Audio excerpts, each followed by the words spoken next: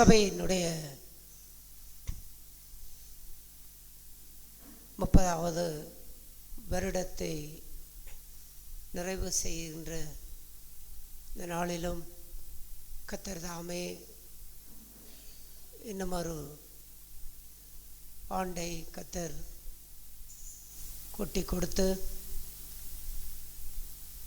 இந்த 30 வருடத்தையும் கடந்து வர செய்த தேவன் தொடர்ந்தும் கர்த்தர் சபையை அவர் வழி நடத்தி ஆசீர்வதிக்கத்தக்கதாக கர்த்தருடைய சமூகத்திலே இந்த நாளை ஒப்புக்கொடுத்து சபையை ஒப்புக்கொடுத்து எங்களையும் ஒப்புக்கொடுத்து அவருடைய வலது கரம் எங்களை தாங்கி நடத்தவும் சபையை தாங்கி நடத்தவும் அவருடைய வல்லமைகளும் ஆளுகைகளும் அதிகாரங்களும் எப்போதும் சபையிலே மேலோங்கி நின்று சபையை நடத்தத்தக்கதாய் கர்த்தர் தாமே இந்த நாளையும் ஆசீர்வதித்து கர்த்தருக்கு மகிமை செலுத்தும்படிக்கு இந்த ஸ்தோத்திர பலியை கர்த்தர் ஆசீர்வதித்து கர்த்தர் மகிமைப்படத்தக்கதாய் கர்த்தர் எழுந்தருளி கர்த்தர் ஆமே எங்களோடு அசைவாடி ஆட்கொண்டு இந்த நேரத்தையும் அவரே வழி நடத்தும்படிக்கு அவருடைய வல்லமை நிறைந்த கரத்திலே ஒப்பு கொடுத்து நாம் ஜெயிப்போம். நாங்கள் மகிமை செலுத்தி அந்த நாமம் என்றென்றைக்கும் உயர்ந்திருக்கவும் என்றென்றைக்கும் மகிமைப்படவும் அந்த நாமத்துக்கு ஸ்தோத்திரம் செலுத்தி பாடல் புஸ்தகத்திலே 47வது பாடலை நாம் பாடுவோம். நமது இயேசு கிறிஸ்துவின் நாமம் நானிலமெங்கும் ஓங்கிடவே. நமது இயேசு கிறிஸ்துவின் நாமம் நானிலமெங்கும்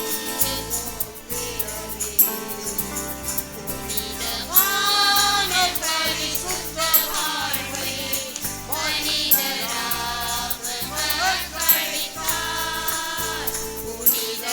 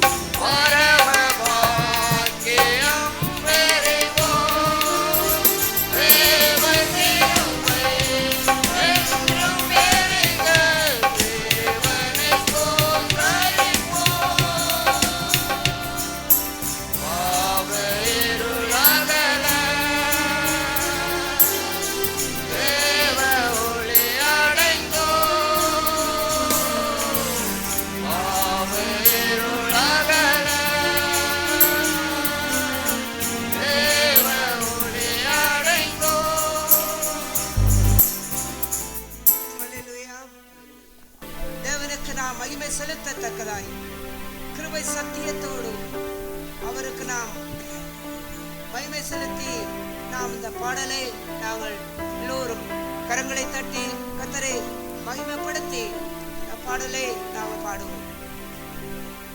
ஸ்தோத்திரத்தோட கீர்த்தனம் பாடு ஓ பாடு, துதிகன மகிமை சேர்ந்து செலுத்தியோ பாடு, நெற்றி தரைகள வீழ்ந்து பணிந்து ஓ பாடு, ஆவியாத்மா தேகம் தாழ்த்தியோ பாடு, ஆசை பொங்க அர்ப்பணத்தோடு ஓ பாடு, கிருபை சத்தியம் சேர்ந்து சேர்ந்து ஓ பாடு, அல்லேலூயா துதி முழங்கு, ஆண்டவர் பேரை சொல்லி முழங்கு, அல்லேலூயா துதி முழங்கு, ஆண்டவர் பேரை சொல்லி முழங்கு, அல்லேலூயா துதி முழங்கு, கடவுளை முதற்கண் வாழ்த்து ஓ வாழ்த்து, மூவருக்கும் தனித்துவம் உண்டு ஓ வாழ்த்து, சுயம்புவாய் அவர் ஆதிதேவன் ஓ வாழ்த்து, நிகரில்லாதவர் நித்தியவரை ஓ வாழ்த்து, இயேசுவை அன்றி மீட்பரில்லை ஓ வாழ்த்து, கர்த்தரையன்றி கடவுளும் இல்லையோ வாழ்த்து, அல்லேலூயா துதி முழங்கு, ஆண்டவர் பேரை சொல்லி முழங்கு, அல்லேலூயா துதி முழங்கு, ஆண்டவர் பேரை சொல்லி முழங்கு, அல்லேலூயா துதி முழங்கு,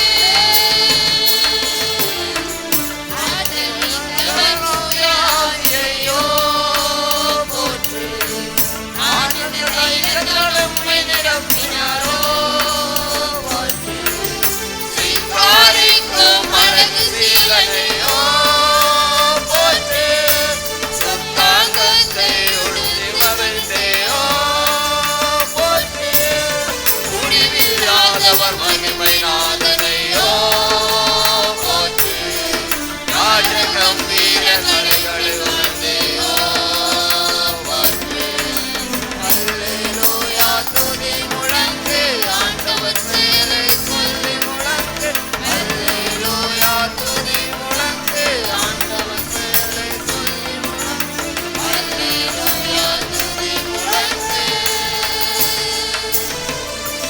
ஸ்தோத்திரத்தோட கீர்த்தனம் பாடு ஓ பாடு, துதிகன மகிமை சேர்ந்து செலுத்தியோ பாடு, நெற்றி தரை தொட வீழ்ந்து பணிந்தியோ பாடு, ஆவியாத்மா தேகம் தாழ்த்தியோ பாடு, ஆசை பொங்க அர்ப்பணத்தோடு ஓ பாடு, கிருபை சத்தியம் சேர்ந்து செய்தியோ பாடு, அல்லேலூயா துதி முழங்கு, ஆண்டவர் பேரை சொல்லி முழங்கு, அல்லேலூயா துதி முழங்கு, ஆண்டவர் பேரை சொல்லி முழங்கு, அல்லேலூயா துதி முழங்கு. ஆண்டவராகிய இயேசு கிறிஸ்துவனுடைய சரீரமான சபை இந்த 30வது வருடத்தை பூர்த்தி செய்திருக்கின்ற இந்த நாளிலே, இந்த நாளை ஆசீர்வதிக்கப்பட்ட இந்த நாள் சபையார் யாவருக்கும் சபையின் சார்பாக ஆண்டவராகிய இயேசு கிறிஸ்துவ நாமத்தினாலே அவருக்கும் வாழ்த்துக்களை தெரிவித்துக் கொள்ளுகின்றோம். நாம் எபிரேயருக்கு எழுதின நிருபம் 12ஆம் அதிகாரம் 1வது வசனத்தை நாம் வாசிப்போம். ஆகையால் மேகம் போன்ற இத்தனை திரளான சாட்சிகள் நம்மை சூழ்ந்து கொண்டிருக்க பாரமான யாவற்றையும் நம்மை சுற்றி நெருங்கி நிற்கிற பாவத்தையும் தள்ளிவிட்டு விசுவாசத்தை துவக்கிறவரும் முடிக்கிறவருமாக்கி இருக்கிற இயேசுவை நோக்கி நமக்கு நியமித்திருக்கிற ஓட்டத்திலே பொறுமையோடு ஓடக்கடுவோம். ஆமென். பொறுமையோடே ஓடக்கடவோம். இந்த 30 வருட இந்த காலத்திலே நாம் இதை தியானிக்க வேண்டும் என்ற ஒரு வாழ்க்கையிலே இந்த 30 வருடத்தின் காலம் கடந்து வந்திருக்கின்ற இந்த காலங்களிலே தேவனிடத்திலிருந்து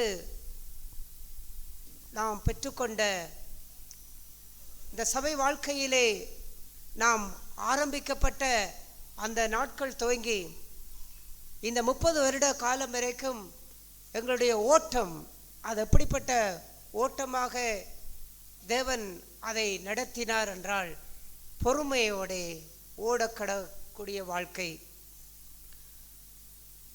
நாம் இந்த விசுவாச வாழ்க்கையிலே, இந்த சபை வாழ்க்கையிலே, இந்த ஆவிக்குரிய வாழ்க்கையிலே நமக்கு ஏற்பட்ட பிரச்சனைகள், நெருக்கடிகள், துன்பங்கள், அவமானங்கள், சோதனைகள், பாடுகள், இப்படிப்பட்ட இந்த வாழ்க்கையிலே நாங்கள் பொறுமை இழந்திருப்போமாக இருந்தால், அதாவது பொறுமை என்கின்றதற்குரிய அதை எப்படி சொல்ல முடியும் என்றால், இதையுமே நாங்கள் அவசரப்பட்டு அதை சுதந்திரித்துக் கொள்ள வேண்டும், உடனே அதை பெற்றுக்கொள்ள வேண்டும், நாம் விரும்பும் போதே அது எங்களுக்கு கிடைக்க வேண்டும் என்று அப்படிப்பட்ட ஒரு வாழ்க்கையிலே நாங்கள் கடந்து சென்றிருப்போமாக இருந்திருந்தால், தேவன் எங்களுக்கென்று அவர் நியமித்து வைத்திருக்கின்ற இந்த ஓட்ட பாதையிலே நாங்கள் ஒவ்வொரு ஸ்டெப்பாக நாங்கள் கடந்து இந்த இலக்கு என்கின்ற ஒரு கடைசி இடம் இருக்கின்றதே, அந்த இலக்கு தான் இயேசுவை நோக்கி. அவர்தான் எங்களுடைய கடைசி இலக்கு.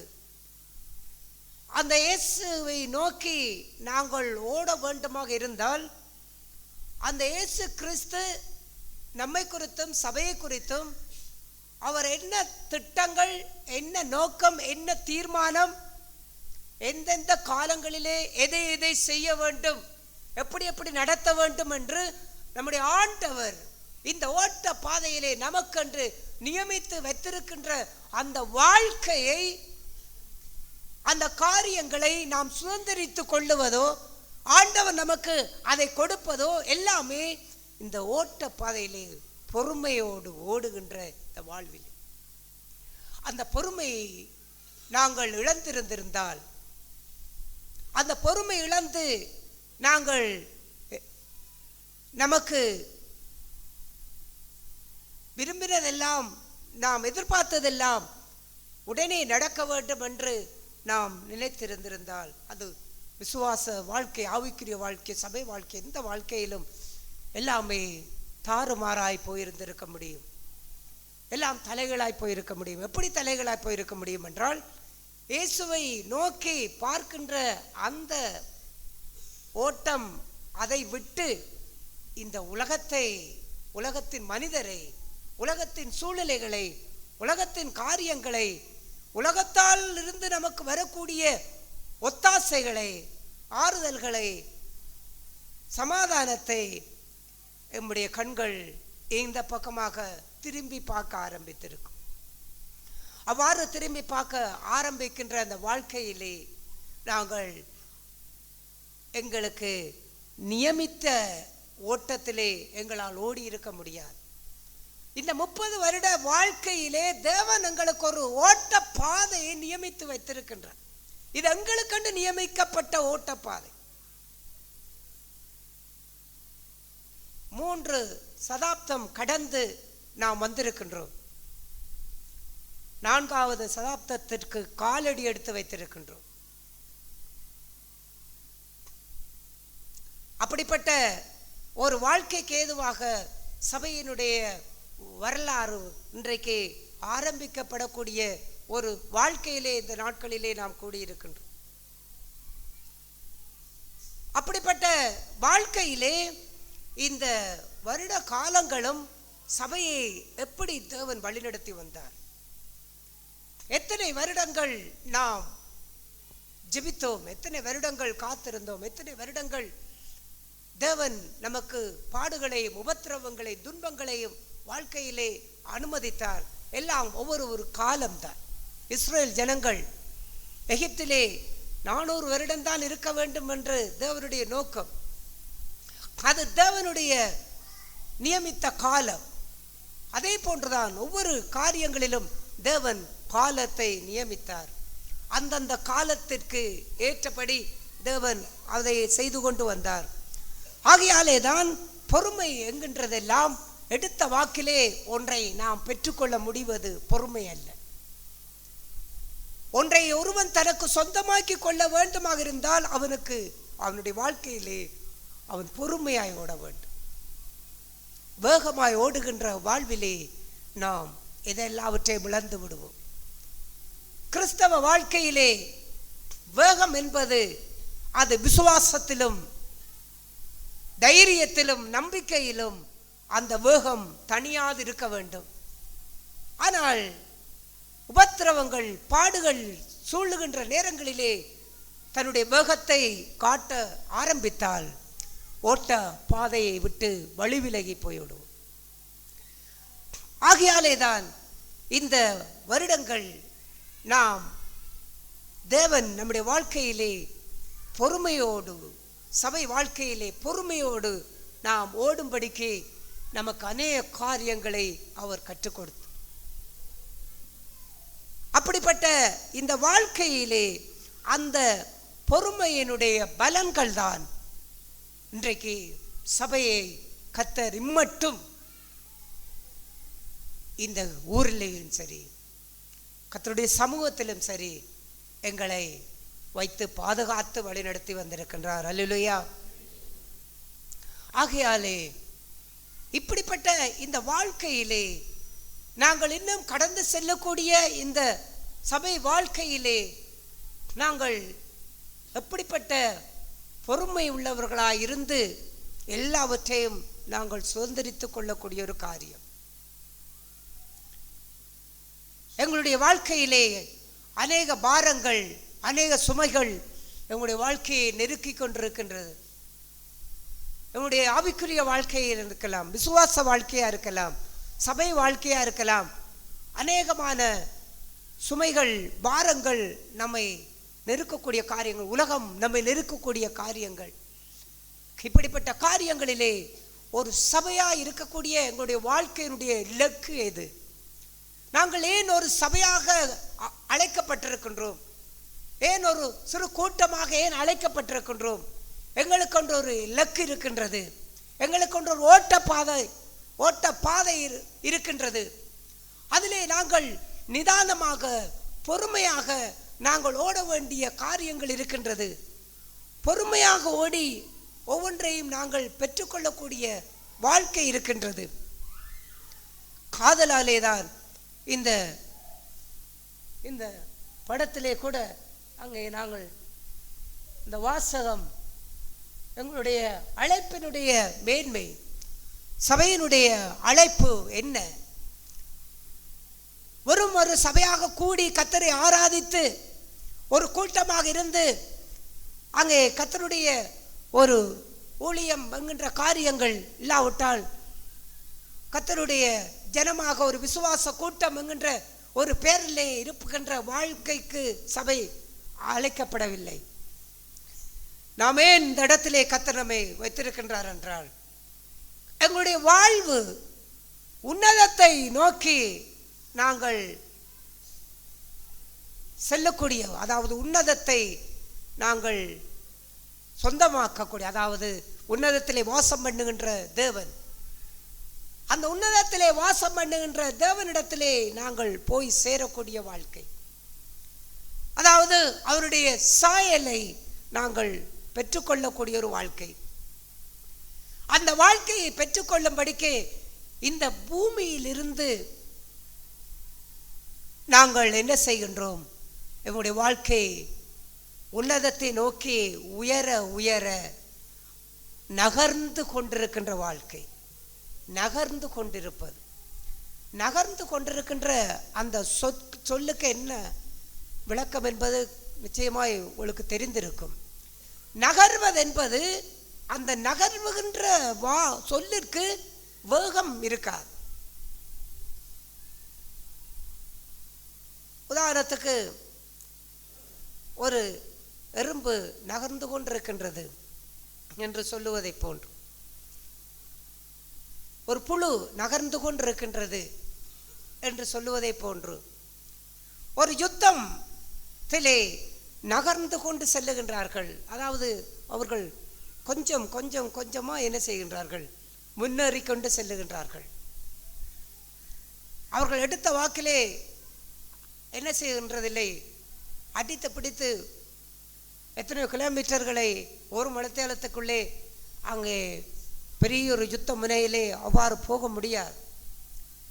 நாம் இடம்பெயர்ந்து இருக்கின்ற காலத்திலே, யுத்த காலத்திலே கூட நாம் சில இடங்களை விட்டு சில இடங்களுக்கு நாங்கள் இடம்பெயர்ந்து போகக்கூடிய காரியங்களிலே கூட நாங்கள் நகர்ந்து செல்ல வேண்டிய சூழ்நிலைகளும் இருந்தது. 3 கிலோமீட்டர் தூரத்திலே ஜனங்கள் எல்லாம் கூட்டமாக நடந்து ஒரு இடத்தை தேடி நடந்து போகும் பொழுது அந்த கூட்டம் அந்த இடத்தை போய் சேருவதற்கு எத்தனை மணித்தியாலங்கள் சென்றது. அது கொஞ்சம் கொஞ்சமாக நகர்ந்து போகின்றது. நகர்வது என்பது உடனே நமக்கு வந்து சேருகின்ற வாழ்க்கை அல்ல. எடுத்த உடனே ஒன்றை செய்து முடிப்பதல்ல. அதை நாங்கள் கொஞ்சம் கொஞ்சமாக நகர்கின்ற வாழ்க்கை. எதை நோக்கி நகர்கின்றோம்? இந்த பூமிக்குரிய வாழ்க்கையை விட்டு, இந்த உலகத்துக்குரிய காரியங்களை விட்டு, எங்களுடைய சொந்த வாழ்க்கையினுடைய இந்த வாழ்வை இழந்து உன்னதத்தை நோக்கி நாங்கள் கொஞ்சம் கொஞ்சமாக நகர்ந்து நாங்கள் செல்ல வேண்டிய கதைத்தான் எபிரேயரில் நாம் வாசித்தது போல பொறுமையாய ஓடக்கடவு. நகர்வுகிற மனுஷனுக்கு பொறுமை இல்லாவிட்டால் அவன் அவ்வாறு நகர்ந்து செல்ல மாட்டான். இவ்வாறான அந்த வாழ்வுதான் நகர்ந்து போகின்றது. ஆகையால் இந்த வாழ்க்கையிலே நாங்கள் மிக பொறுமையோடு இருந்து எங்களுடைய வாழ்க்கையை நாங்கள் உன்னதத்தை நோக்கி உயர உயர நாங்கள் நகர்ந்து செல்லுகின்ற வாழ்க்கை. இந்த 30 வருட காலத்திலே ஒரு சபை வாழ்க்கையோ உங்களுடைய ஆவிக்குரிய வாழ்க்கையோ அவ்வாறு தேவனுக்குள்ளே அது உயர உயர நகர்ந்து கொண்டு சென்று கொண்டே இருக்கக்கூடிய ஒரு ஜீவியம். இயேசுவை நோக்கி நியமித்த ஓட்டம், இயேசுவை நோக்கி உன்னதத்தை நோக்கி நாங்கள் உயர உயர கழுகு அது சட்டைகளை அடித்து அது உயர உயர எழும்புகின்றது. ஒரு பாடல், வானம் தொடும் கழுகுகளாய் மாறுவோம். அவ்வாறு உன்னதத்தை நோக்கி அவ்வாறு எழுந்து உயர உயர வாழ்வு உயர்த்தப்படுகின்ற ஜீவியம். நாம் இருந்த நிலையிலிருந்து கீழ் நோக்கி போகின்றது நம்முடைய அழைப்பல்ல. சபை வாழ்வு கீழ் நோக்கி செல்லுவதல்ல, அது உயர்ந்து கண்டு செல்ல வேண்டும். அவருடைய பரிசுத்தம் உயர்ந்து கண்டு செல்ல வேண்டும். அவருடைய ஆவிக்குரிய வாழ்க்கை உயர்ந்து கண்டு செல்ல வேண்டும். நம்முடைய ஒவ்வொருவருடைய தனிப்பட்ட வாழ்க்கையை உயர்ந்து கண்டு செல்ல வேண்டும். ஏனென்றால் அந்த வாழ்வு சுதந்திரித்து கொள்ளுவதற்குத்தான் அந்த விசுவாசத்தை ஆண்டவர் நமக்கு தந்திருக்கின்றார். ஆகையாலேதான் நாம் அடுத்த இந்த வாசகத்திலே பார்க்கின்றோம், விண்தொடும் விசுவாசம் ஏகி. நம்முடைய விசுவாசம் விண்ணை தொடுகின்ற விசுவாசமாக இருக்க வேண்டும். பூமிக்குரிய காரியங்களுக்காக தேவனை விசுவாசிப்பதில், இந்த வயிற்று பிழைப்புக்காகவும் உணவுக்காகவும் உடைக்காகவும் சுகத்துக்காகவும் இந்த உலக சுகபோக வாழ்க்கைக்காகவும் இந்த உலகத்தின் ஆசீர்வாதங்களுக்காகவும் இந்த உலகத்தின் நன்மைகளுக்காகவும் இயேசு கிறிஸ்துவை விசுவாசிக்கின்ற அந்த விசுவாசம் அல்ல. நம்முடைய விசுவாசம் விண்தொடும் விசுவாசம். அந்த மரத்திலே கொடியை பார்க்கின்றீர்கள். அந்த மரத்தினுடைய கொடி எவ்வாறு அந்த கொடி அதற்குள்ளாக கடந்து செல்லுகின்றது. ஒரு கொடி ஒரு செடியிலே அதனுடைய தலப்பு, அதாவது நுனியை, அதாவது அதனுடைய தலப்பு அந்த செடியிலே இல்லாவிட்டு அந்த மரத்திலே அது தொட்டு விடுமாக இருந்தால் என்ன நடக்கும் தெரியுமா? என்ன நடக்கும்? அந்த செடியையோ மரத்தையோ ஒரு கொடி தொட்டு விடுமாக இருந்தால் என்ன நடக்கும்? அந்த மரத்தை சுற்றி என்ன செய்யும்? அது எழும்பிக்கண்டே போகும், மேல் நோக்கி கண்டே போகும், கீழ் நோக்கி வராது. எந்த கொடியாவது கீழ் நோக்கி வருவதை பார்த்துருக்கிறீர்களா? கொடி மேல் நோக்கி கண்டே போகும். அதான் அந்த படத்தை அதுக்குத்தான் போட்டிருக்கின்றோம். விண்தொடும் விசுவாசம். அந்த கொடி எதுவரைக்கும் போகும்? அந்த மரம் எங்கே அந்த மரத்தினுடைய உச்சியிலே அது அந்த மரம் வளர வளர கொடி என்ன செய்யும்? அது வளர்ந்து அதனுடைய உச்சிக்கு போய்கொண்டே இருக்கும். அது விட்டுவிடாது. நம்முடைய விசுவாசம் இந்த பூமிக்குரிய வாழ்க்கைக்காக அல்ல. இந்த சபையினுடைய விசுவாசம், விசுவாச பிரமாணம் என்று ஒரு பிரமாணம் வைத்திருப்பார்கள் ஒரு சபைகளுக்கு. நம்முடைய சபையினுடைய விசுவாச பிரமாணம் என்ன? நம்முடைய விசுவாச பிரமாணம் விண்தொடும் விசுவாசம். விண் என்றால் இந்த விண்கலம் அனுப்பி இந்த விண்வெளியிலே போய் இறங்குவது, அதையும் விண்தான். விண்கற்களை போய் ஆராய்ச்சி செய்வது, விண்கற்கள் இருக்கின்ற இடத்தையும் அது விண். விண்வெளி என்றால் அதுவும் விண். அந்த விண் அல்ல, நாம் சொல்லுகின்ற விண்ணகம். விண்ணகம் என்றால் பரலோகம். நம்முடைய விசுவாசம் அந்த பரலோகத்தை தொடுகின்ற விசுவாசம். பூமிக்குரிய வாழ்க்கையிலே நின்று விடுகின்ற விசுவாசம் அல்ல. இந்த உலகத்தோடு நம்முடைய விசுவாசம் முடிந்து போவதல்ல. இவ்வாறு ஆண்டவராகிய இயேசு கிறிஸ்துவிலே நம்முடைய விசுவாசம் அந்த அவருடைய பரிசுத்தத்திலே, அவருடைய தெய்வீக சுபாவத்திலே, அவரை போல் மாறுகின்ற வாழ்விலே, அவருடைய சரீரமான சபையிலே இருந்து அவரை சேவிக்கின்ற வாழ்க்கையிலே நம்முடைய விசுவாசம் ஒரு காலத்திலே தொட்டது. அவ்வாறு தொட்ட அந்த விசுவாசம் எப்படிப்பட்ட விசுவாசம்? விண்தொடும் விசுவாசம். சாதாரண விசுவாசம் அல்ல. அந்த தொட்ட விசுவாசம் அது என்ன செய்கின்றது? அதுக்கு எது தேவை? அந்த விசுவாசத்துக்கு எது தேவை என்று அது தொடுகின்றது. விண்ணையே எமக்கு சொந்தமாக்குவோம், விண்ணையே எமக்கு சொந்தமாக்குவோம். இந்த விசுவாசத்தினுடைய அழைப்பு அதுதான். சபையினுடைய விசுவாச பிரமாணம் என்று சொன்னால் அது எப்படிப்பட்ட விசுவாச பிரமாணம்? விண்தொடும் விசுவாசம்.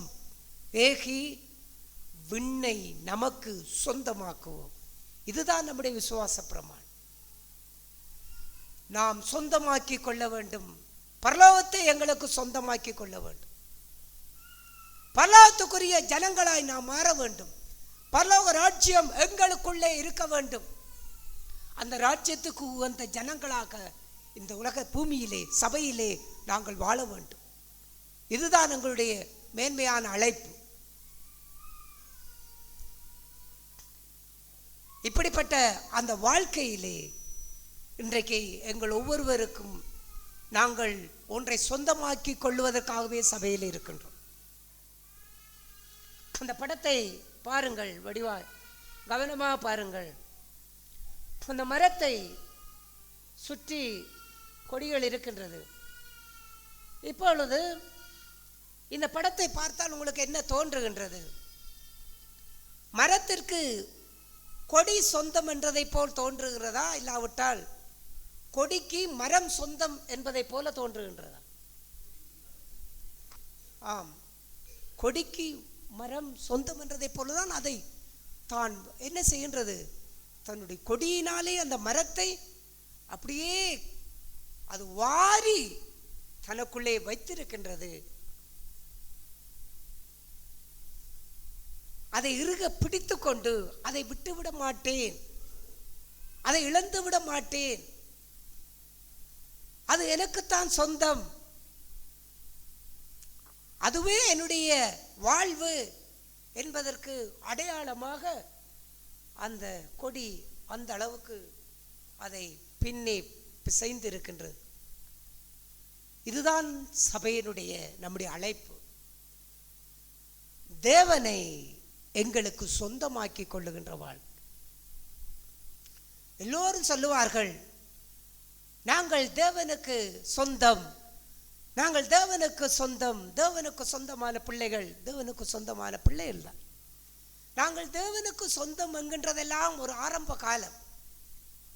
உயர உயர நாங்களுடைய வாழ்க்கை எழும்பி எழும்பி உன்னதத்தை நோக்கி நாங்கள் வாழ்வு நகர்ந்து சென்று கொண்டு போகும் பொழுது அந்த தேவனே எங்களுக்கு சொந்தமாகி மாறுகின்ற வாழ்வு, தேவ சுபாவம், தேவ சாயல், அதுவே இப்பொழுது எங்களுக்கு சொந்தமாகி விட்டது. அதை நாங்கள் எங்களுக்கு உள்வாங்கி விட்டோம். அதை விட்டு விடாத வாழ்வு, இழந்து விடாத வாழ்வு. அந்த தெய்வத்தை, பரலோகத்தை எங்களுக்கு சொந்தமாக்கி கொள்ளும்படிக்கே எங்களுடைய விசுவாசம் அவரிலே கொடியாக தொட ஆரம்பித்தது. அந்த தொட்ட கொடி என்ன செய்யும்? அது படர்ந்து கண்டே செல்லுகின்றது. 30 வருட காலத்திலே சபையோடு எந்த அளவுக்கு நாங்கள் பின்னி பிணைந்திருக்கின்றோம். நம்முடைய வாழ்க்கையை நாங்கள் ஒவ்வொருவரும் சிந்திக்க வேண்டும். இந்த சபை வாழ்க்கையிலே, சபையின் ஐக்கியத்திலே, சபையின் ஒருமைப்பாட்டிலே, சபையினுடைய பரிசுத்தத்திலே, இந்த ஆவிக்குரிய வாழ்க்கையிலே சபைக்கு மகிமை உண்டாக, கர்த்தருக்கு மகிமை உண்டாக வாழ்கின்ற இந்த வாழ்க்கையிலே நாம் ஒரு கொடியாக இந்த வாழ்வோடு, இந்த சபையோடு அந்த அளவுக்கு நாம் பின்னி பிணைந்திருக்கின்றோமா? சபை இல்லாவிட்டால் நான் இல்லை. இந்த வாழ்வு, சபை இல்லை என்றால் நான் இல்லை. கிறிஸ்துவினுடைய சரீரமான சபையின் ஒருமைப்பாடு இல்லை என்றால் நான் ஒன்றுமில்லை. இந்த உறவிலே நாம் கட்டப்பட்டு வாழ்கின்ற இந்த வாழ்க்கையிலே எங்களுடைய இலக்கு எல்லாம் விண்ணகத்தை எங்களுக்கு சொந்தமாக்கி கொள்ளுகின்ற எங்களுடைய இலக்கு, உன்னதமே எங்களுடைய இலக்கு. ஆகையால் நாங்கள் உயர உயரவே எழும்பி கழுகுகளை போன்று உயர உயர செட்டைகளை அடித்து பறந்து எழும்புகின்ற வாழ்வு பூமிக்குரிய வாழ்வு அல்ல.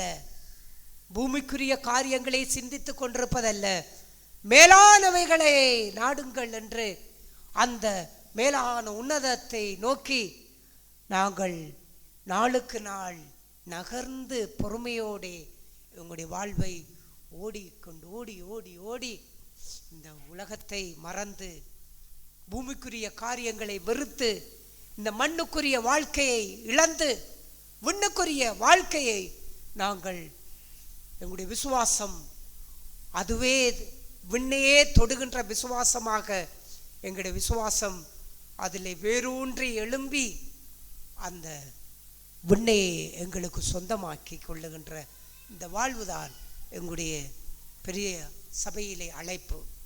இந்த அழைப்பை எங்களுடைய வாழ்க்கையிலே நாங்கள் உறுதிப்படுத்தி கொண்டு சவால் உள்ள வாழ்விலே நாங்கள் ஒவ்வொருவரும் வாழுவோம். சவால் நிறைந்த வாழ்வு. எங்களுடைய சவால் எல்லாம் உன்னதம் நோக்கி உயர உயர நகர்ந்து செல்லுகின்ற வாழ்க்கை, விண்ணையை எங்களுக்கு சொந்தமாக்கி கொள்ளுகின்ற எங்களுடைய விசுவாசம், தேவனே எங்களுக்கு சொந்தமாக்கி வைத்து வாழுகின்ற வாழ்வு.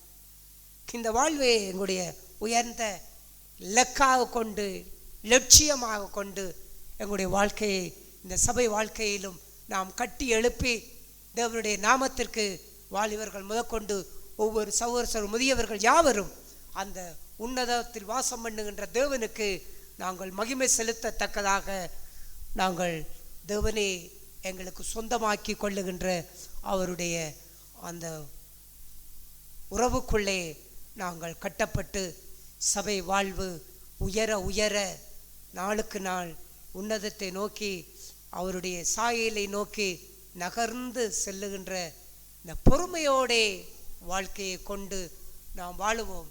சபையை வருகிற காலங்களிலே கர்த்தர் அவ்வண்ணமாய் ஆசீர்வதிப்பார். ஆமென். தேவனை நான் நன்றியோடு தான் துதிக்கிறேன். ஆனால் வேதத்தின் பிரகாரம் ஆவிக்குரிய நன்மைகளை பெற்று நான் சரிய நன்மை பெற வேண்டும் என்று வேதத்தில் சொல்லப்பட்ட பிரகாரம்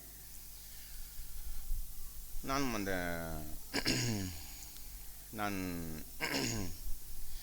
இங்கே வந்த காலத்திலிருந்து நாம் இதுவரைக்கும் என்னை பாதுகாக்கிறது இங்கே நான் பார்த்த எபிரேயர் சொல்லப்பட்ட வசனம், விசுவாசத்தை தொடக்கிறோம் முடிக்கிறோம் இயேசு கிறிஸ்துவை நோக்கி நமக்கு நிச்சயித்த ஓட்டத்தில் பொறுமையோடு ஓடக்கடவோம். தாவீது சொல்லுவான், கவடு உள்ளவனையும் சூது உள்ளவனையும் என் வீட்டில் நான் அனுமதிக்க மாட்டேன், தேவனுடைய வீட்டில் நான் அனுமதிக்க மாட்டேன் என்று தாவீது சும்மா சொல்லவில்லை. அவன் வைராக்கியமாக அவன் சொன்னான். சங்கீத புஸ்தகத்தில் நாம் எல்லோரும் பார்த்திருப்போம். அன்றிலிருந்து இன்று மட்டும் நான் தேவனுக்குண்மை நிச்சயித்த ஒரு காரியம், சபையை குறித்த ஒரு காரியம், கவட உள்ளவனா சூது உள்ளவனா உங்களுடைய சபையில் நான் உட்கார்ந்திருக்கக்கூடாது. தனிப்பட்ட விதத்தில் தேவனுக்குண்மை மனம் திரும்புவதற்கு பலவீனங்களும் சோதிக்கப்படக்கூடிய நிகழ்வுகள் ஏராளமாக இருக்கலாம். ஆனால் தேவனுக்கு முன்பாக நான் நிச்சயித்து மனம் திரும்பி வாழக்கூடிய பழக்கமுள்ளவனாக வாழ்ந்தால் இந்த எபிரேயரில் சொல்லப்பட்ட வசனம் என் தனிப்பட்ட வாழ்க்கையிலும் என்னுடைய அந்தரங்க வாழ்க்கையிலும் வெளியரங்க வாழ்க்கையிலும் சபை வாழ்க்கையிலும் நான் சபையில் உட்கார்ந்திருக்கும் போது சபையை நேசிக்கிற விதம் என்று சொன்னால் நான் அங்கே ஒரு பொறுப்புள்ளவனாக இருக்கிறபடியால் நான் சபையை நேசிக்க வேண்டும் என்ற எண்ணம் தேவன் இதுவரைக்கும் எனக்கு தந்தது கிடையாது.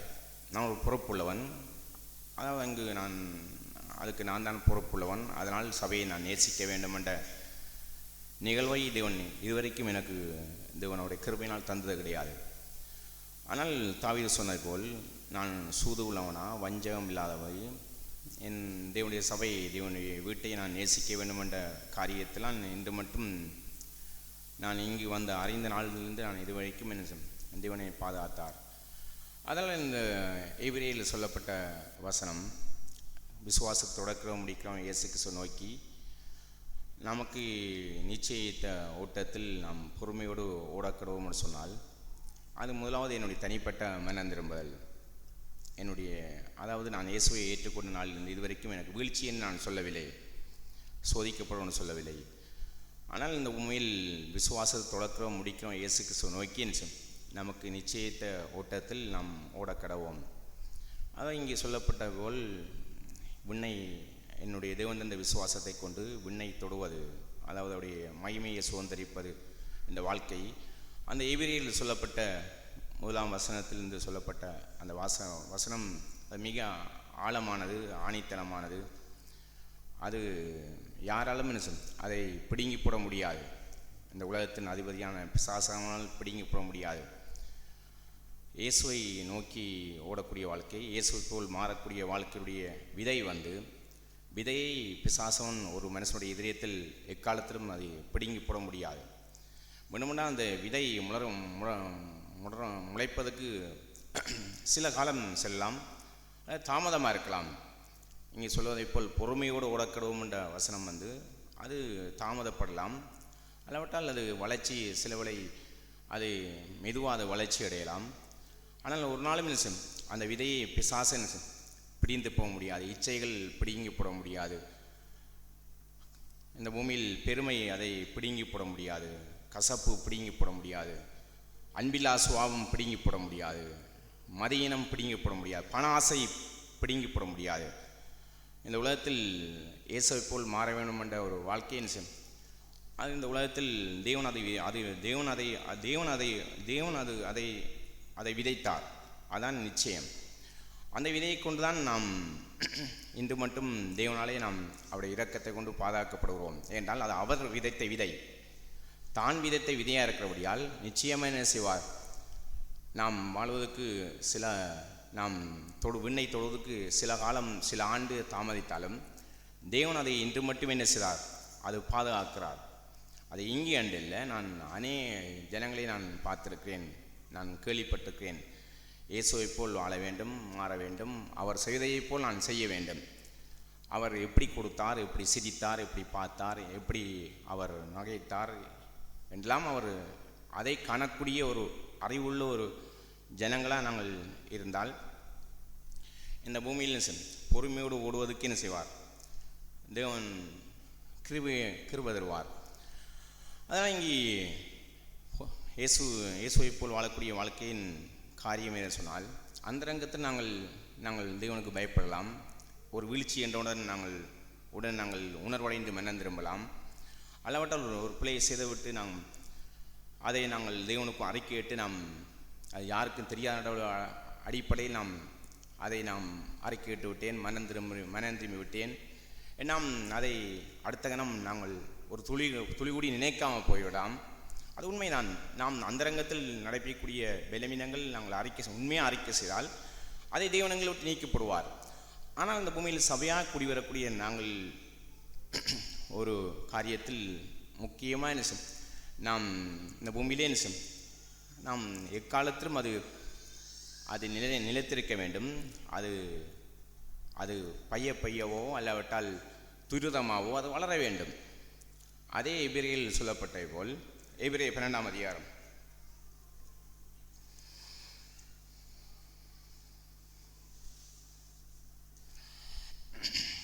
எபிரேயர் 12ஆம் அதிகாரம்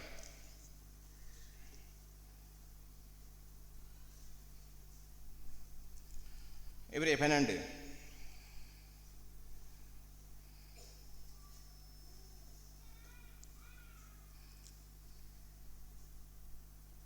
15ஆம் வசனம்.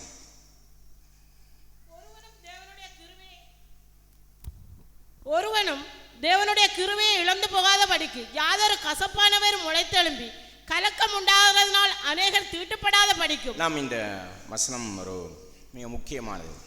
இது அந்தரங்கத்திலும் வெளியரங்கத்திலும் ஒரு குடும்பத்திலும் ஒரு சபையிலும் ஒரு கூட்டமாக வாழக்கூடிய ஜனங்கள் மத்தியிலும் மிக முக்கியமானது. குடும்பம் ஒன்று எடுத்து பார்க்க போனால் பிள்ளைகள், கணவன், மனைவி, சிலவே குடும்பத்தில் ஒரு 4 அங்கத்தவர்கள் இருக்கலாம். முக்கியம் பிரதானமாக வலியுறுத்துகிற காரியம் என சொன்னால்,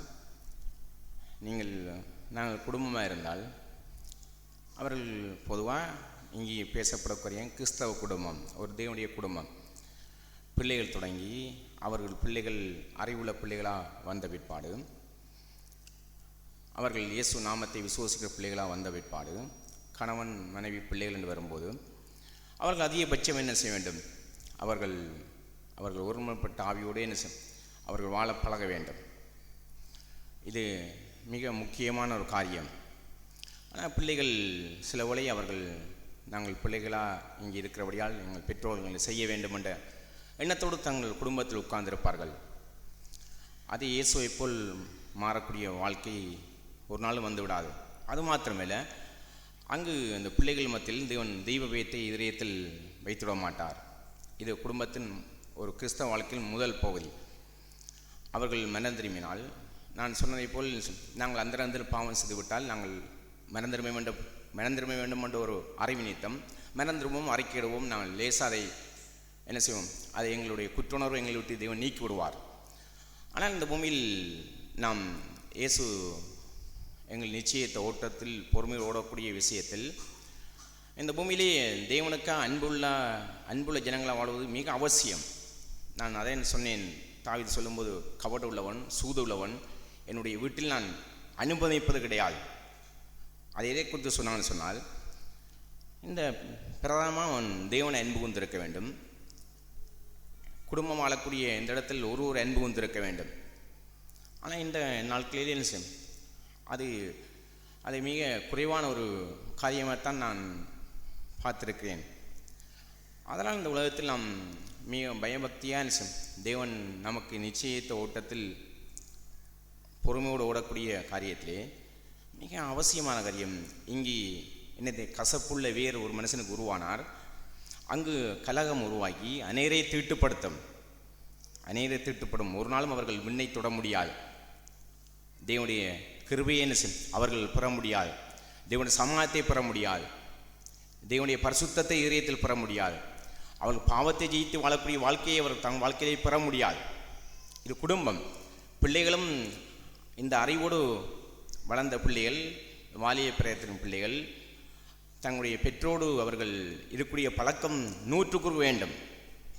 அப்போதான் அவர்கள் அந்த குடும்பத்தில் இருக்கக்கூடிய நாட்களெல்லாம் தேவனுடைய கிருபையும் நன்மையும் சமாதானத்தையும் பிள்ளைகள் தங்கள் இதயத்தில் பெற்று மகிழ்ச்சியாக வாழ முடியும்.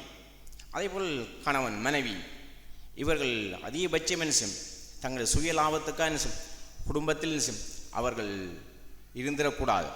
ஏதோ நான் கிறிஸ்தவ குடும்பமாக நான் இணைந்து விட்டேன், ஒரு சபையாக போகிறேன், இங்கு ஜெபிக்கிறேன், நான் சபைக்குரிய காரியங்களை செய்கிறேன், நான் கிறிஸ்தவ ஒரு காரியங்களை நான் நடப்பிக்கிறேன் என்ற நிலையில் அநேகர் எங்கள் வாழ்க்கையை நாங்கள் வாழ்க்கையின் காலத்தை கழிக்கிறோம்.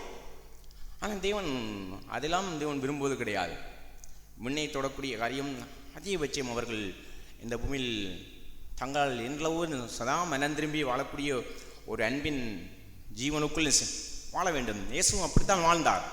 தன்னுடைய சிறுசுடைய நாட்களெல்லாம் அவர் எப்படி ஆழமாக என்ன செய்தார், அவருடைய விஷயம் தெரிந்தார், அவர்களை நேசித்தார், ஒரு பலவீனங்களை தாங்கினார். அவருடைய மூச்சு, அவருடைய செயல்பாடு எல்லாம் என்ன தான் இருந்த இடங்கள் ஜனங்கள் மத்தியில் எல்லாம் அன்போடு தான் அவர் செயல்பட்டார். அதனால் அவர் இன்றும் என்ன செய்யும், அவர் ஜீவவாதியாக இருந்து என்ன செய்யும் எங்களை பாதுகாக்கிறார். இன்று அதான் உண்மையான காரியம். குடும்பம் என்று வரும்போது நாம் நிச்சயமான அதிகபட்சம் நாங்கள் தேவனுக்காக ஒருமைப்பட்ட ஆவியோடு வாழ்வதற்கு பிரயாசப்பட வேண்டும். பிள்ளைகள் கூடிய என்ன செய்யும் ஒருமைப்பட்ட ஆவியில் அன்பில் இருக்கக்கூடிய விதத்தில் தவறிடக்கூடாது. இதைத்தான் நான் அதிகமாக நான் விரும்புகிறேன். என்னால் இது முக்கியமான காரியம். சபை என்று வரும்போது ஜனங்கள் இந்த பூமியில் இங்கு பார்த்த 15 வருஷத்துக்கு சொல்லப்பட்ட காரியம் மிக குறைவு. குடும்பத்தில் இல்லை, சபையில் இல்லை, சகோதர மத்தியில் இல்லை. ஆனால் ஜனங்களுக்கு அறிவு இல்லை. அவர்கள் அறிவு இருந்தாலும் அவர்கள் நாம் அவ்வப்போது மறந்து விடுகிறோம். நாங்கள் ஏதோ கிறிஸ்தவ நடைமுறையிலே சில காரியங்களை செய்கிறோம், அன்பை போல் நாங்கள் வாழுகிறோம், அன்பை போல் நாங்கள் காண்பிக்கிறோம், அன்பை போல் கிரியை செய்கிறோம். ஆனால் இதயத்தில் அதை குறித்த பயபக்தி இல்லை, அதை குறித்த கரிசனை இல்லை, அதை குறித்த சிந்தை இல்லை, அதுக்குரிய தேவனுக்கு முன்பாக எங்களை ஆராய்ந்து பார்க்கக்கூடிய மனம் திரும்புதல் இல்லை. இந்த பூமியில் கசப்பான வீர் அல்லாட்டி அன்பிலாசுவம் ஒன்று வந்தால் அது அநேகரை இடரப்படுத்திடும். அநேக ஆண்டுகள் கிறிஸ்தவண்டு பேர் பெற்ற ஜனங்கள் கூடிய தங்கள் குடும்பத்தில் நீண்டு அவர்கள் ஒருமைப்பட்ட ஆவியில்லை. பற்றாக்குறை வரலாம், பிரச்சனை வரலாம், சிலவளை ஒருவருக்கு புரிய முடியாத எண்ணங்கள் வரலாம். ஆனால் அங்கே இருக்கிற எல்லோரும் இப்படி இருக்க வேண்டும். அவர்கள் அதிகபட்சம் அவர்கள் ஒருமைப்பட்ட ஆவியோடு தங்களை தேவனுக்கு முன்பாக தங்களை தாழ்த்தி வாழ பழக வேண்டும், தங்களை சரி செய்ய வேண்டும், தங்கள் இதயங்களை சீர் செய்ய வேண்டும். தாவீது சொன்னை போல் கபடு உள்ளவனும் சூதுள்ளவனும் என் வீட்டில் அனுமதிக்க மாட்டேன். அதே போல் சபையில் தேவனுடைய குடும்பங்கள் மத்தியில் சகோதர மத்தியில் அவர்கள் 5 பேராக இருக்கலாம், 10 பேராக இருக்கலாம், 100 பேராக இருக்கலாம், 1000 பேராக இருக்கலாம். கர்த்தர் இந்த கிருபையை தேவன் ஒவ்வொரு ஆண்டும் வைத்தே தேவன் தம்முடைய சபையில் அதை உயர்த்த வேண்டும். அவர்கள் தேவனை அன்பு உள்ள ஜனங்களை இருந்தால் அடுத்தபடியாக இதை கற்றுக்கொள்வார்கள். இந்த பூமியில் என்னுடைய அன்பிலா சுபாவத்தினால் யாரும் இடரப்பட்டு போயிடக்கூடாது. அதான் உண்மை. ஒரு குடும்பத்தில் ஒரு தகப்பன் தாய் மிக அன்புள்ள தேவனுடைய அன்புள்ள ஜனங்களாக இருந்தால் அங்கு பிள்ளைகள் கண்டு என்ன செய்வார்கள், அதை குறித்து பயப்படுவார்கள். ஒரு குடும்பத்தில் ஒரு மகன் ஒரு மகள் கீழ்ப்படியாத கண்டவுடன் ஒருமைப்பட்டுள்ள அன்புள்ள தகப்பன் தாய் என்ன செய்வார்கள், அவர்கள் பொறுமையாக என்ன செய்வார்கள், தேவனை சார்ந்து கொண்டு என்ன எவ்வளோ பொறுமையாக இருந்து தேவனுக்காக செயல்பட முடியுமோ அவர் செயல்படுவார்கள். சிலவளை அந்த பிள்ளைகள் தகப்பனை கூத்து கேள்வி கேட்கும்போது அந்த தகப்பன் என்னத்தை போல சொல்லுவான், நீ இவ்வளவு முரட்டாட்டம் பண்ணும்போது நான் பொறுமையோடு அன்பு வந்தேன் என்று சொல்லும்போது அந்த பிள்ளைகளின் இதயத்தை பொத்திக்கொண்டு அமர்ந்திருப்பார்கள். நீங்கள் பேசி பாருங்கள், வாழ்ந்து பாருங்கள், நிச்சயமாக தேவன் கிரியை செய்வார். ஆனால் இந்த பூமியில் குடும்பத்தில் நாம் கிறிஸ்தவ குடும்பம் நாங்கள் பெயர் பெற்றிருந்தால் கூடி எங்கள் வாழ்க்கையில் இங்கே அநேகர் தீட்டுப்படக்கூடிய அளவுக்கு என்ன இந்த பூமியிலே விண்ணை தொட முடியாதபடி இருக்கக்கூடிய காரியம் என்று சொன்னால் இந்த பூமியிலே அடுத்தவளே நாங்கள் உண்மையாக அன்புறக்கூடிய எதிரியம். நாங்கள் ஏதோ பயபக்தி நிமித்தம் நாம் மற்றவரோடு நாங்கள் பேசுகிறோம், கதைக்கிறோம். சில வேளையை நான் அடுத்தவோடு நாம் மனம் புண்படவில்லை, நான் மகிழ்ச்சியாக இருக்கிறேன் காண்பிக்கிறேன்.